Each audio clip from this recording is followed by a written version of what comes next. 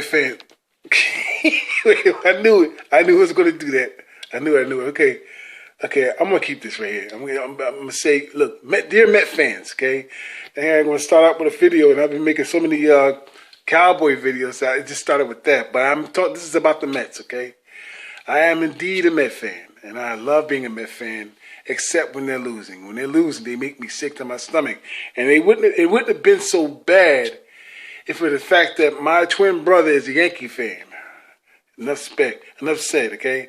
I'm going to talk about going through the 70s, okay, with Reggie Jackson. I'm talking about going through the 80s, right? With that team going through, when the Mets started to play well, that was one aspect of it. And that was since the 6 years in the 69, we watched the World Series, and I didn't really fully grasp the game, but I loved watching the baseball with my grandfather, my uncles, my father, and all of them, okay? And so the thing is crazy is that the Mets has just been poor, really during the 90s, okay? And so the Yankees have been just kicking ass during the 90s, all right? And then in 2000 came, the Mets got themselves in the World Series with the Yankees, and you don't know how absolute crazy I was when the Yankees and the Mets met in the World Series. I went crazy, but they got their ass kicked because even that manager then didn't know how to use his pitching staff. You know, Armando Benitez was horrible. Okay, he was horrible. I couldn't take watching him because he blew that whole game. And of course, I forgot his name right now. Who was the manager then? It escapes me, but he always used his pitches at the wrong time. But even he was not worse than Terry Collins.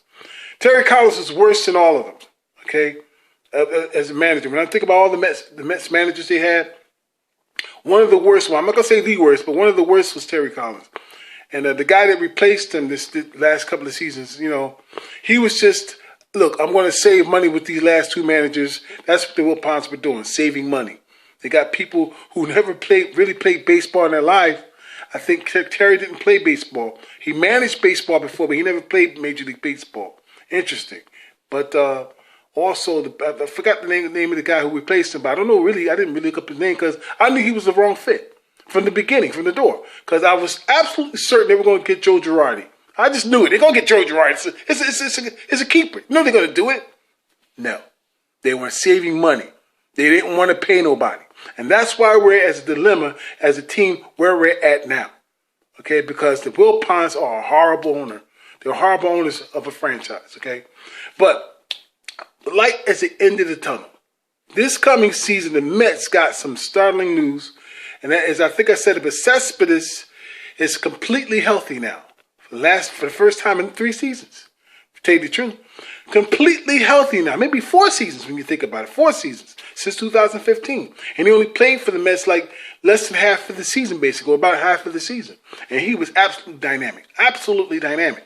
But he's back. He's been running sprints. Speed sprints. Okay? And so I'm just like, I'm elated. Because when you think about Cespedes being back on the field, and you got this kid Conforto, and you got Alfonso. Oh my God. I've never in my life ever thought even a Met would hit 50 home runs. Got a rookie doing it? Breaking the rookie record? It was amazing. I watched that part of it. I knew that when he came close for Alfonso to break the record, I started watching the Mets more to see him break the record, because at least that's what we had under our belt, right? But the Mets' strength have always been since the 60s, and always will be beyond this time, is pitching. For some reason, for some uncanny reason, this franchise was able to develop and hold pitching that everybody across the league in Major League Baseball wanted and always did. Probably always will. And you're talking about Tom Seaver and you talk about, oh my God, the name's coming to me. I'll get it. But you talk about big name pitchers, and not just Doc Gooden, who hurt himself by getting involved in things he shouldn't have gotten involved in. I'm talking about Kuzman. I'm talking about the great one that went to California. I'm starting to his name. I'm sorry, y'all, but here's the thing. They've always had great pitching, all right? And Tom Seaver, at the time when I was a kid, he was my favorite. This guy was amazing. When you look at his career, his stats. But why I mention pitchers is because DeGROM is my favorite pitcher. And when I seen this kid came a rookie, and he started breaking these rookie records and strikeouts, and what he did in terms of pitching, I said I knew he was going to win Rookie of the Year. It may be tough, but I think I had a feeling Jacob DeGrom was going to win Rookie of the Year, and I was right. It turned out he was that. And so pitching is always the name of the game when it comes to baseball, all right? Because I always wanted to see the Mets win a World Series the way they did during the 69. In 84, too. In 84 season 2, all right? No, I'm sorry, 86 season 2. It's been that long ago. But they were pretty good in the 80s. But they started with pitching and ended with pitching during the 80s and stuff, especially in 86. But I'm just hoping this time that they stay healthy, okay? On the field, Conforto got hurt several times. They got this kid named D.K. Davis. Okay, this kid is good. Davis is pretty damn good. They got a good lineup, a good strong lineup, man. Ahmed Rosario, good. Well, they always had a problem lately in the past decade or so of catchers. Catchers have given them a problem, and I think they've resolved themselves with the catching ability this time.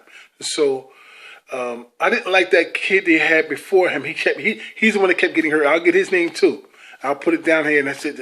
I'll put it down here and let you see it. But I've seen his ability. This catcher who continuously got hurt, and they finally got rid of him, and that was the best thing he ever did. When they even traded for him and got him, okay, they traded him off. They got him off the injured list from a minor league team. Okay, he was injured. He was injured then. He stayed injured his entire season, his entire career with the New York Mets. It's crazy, but he's gone now, and I'm glad he's gone because he didn't put up the numbers I thought he was going to do it. But he did show some promise. All right. And there's been some disappointments with the Mets throughout the years, and we had some great success too.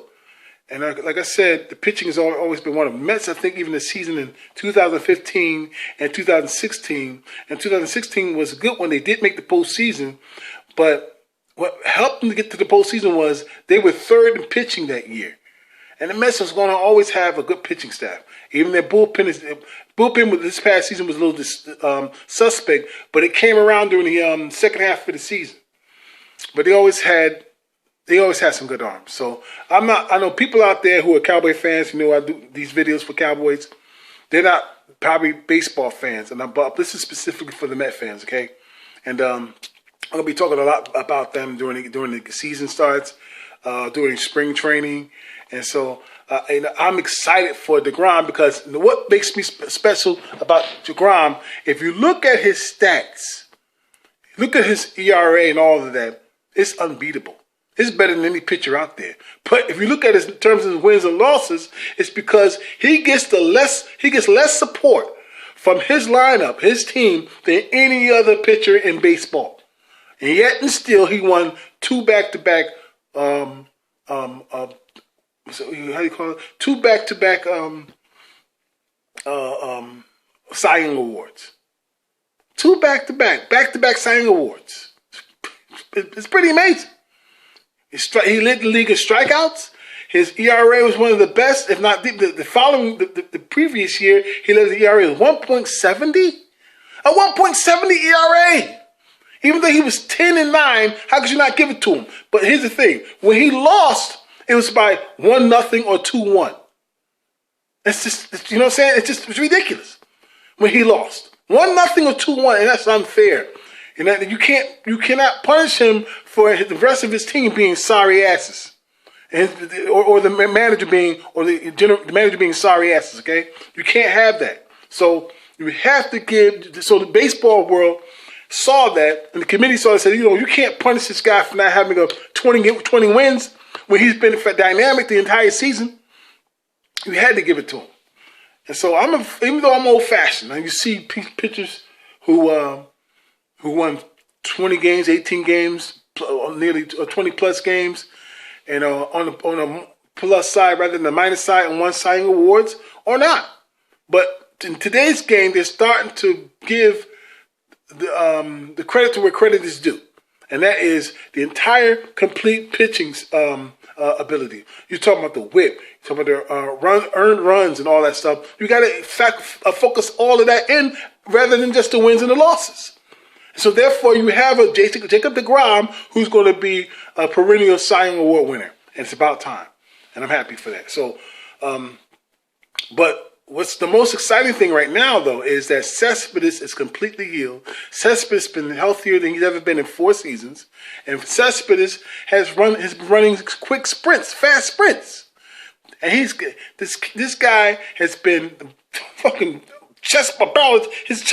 His chest barrel is bigger than mine. I got a big one. I used to work out in the gym for years. And I got a huge chest, okay? His chest barrel is bigger than mine, all right? So it's, when you see this guy, how he built he is, and how hard he can hit a ball, I love the way he plays, okay? And people kept saying the last couple of years to get rid of him. I'm so glad they didn't get rid of him. I'm glad. See the dynamic of this team. I can't wait to see Conforto play. I can't wait to see this kid Davis. There's several other players I failed to mention right now that played very well for the Mets. Okay, it's, I got a feeling about this team this year, and I mean it. And I'd say that we're gonna do good this year. I'm just like how people criticize Cowboy fans and saying we're gonna win the Super Bowl this year. Yeah. Every year we say that, they say, Stephen A. and all the jackasses, but it's the same thing here with the Mets. I used to say the same thing. We're gonna win about 90 games this year, 80-something games. We're gonna get to the postseason. I mean it this time. You know what I'm saying? Because after the first 20 games, you realize where the team is gonna go. And that's how I saw it when the season began. But I mean it this time. Without seeing a single game of preseason or the regular season, I'm telling you right now, or what do you say? What do you call it? Whatever you see it. The Mets are going to win big this year. I believe it. They're going to at least get to the wild card, get a wild card berth. At least that. They're going to win big. The only thing I'm worried about right now is the doggone Philadelphia Phillies. Why? Not because they have a great team, because they have one of the best managers in football, and that pisses me off. Okay, that pisses me off.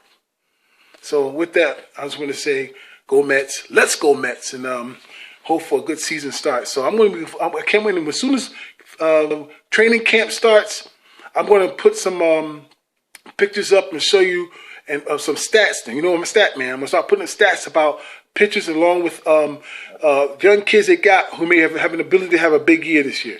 All right? Let's go Mets. Peace.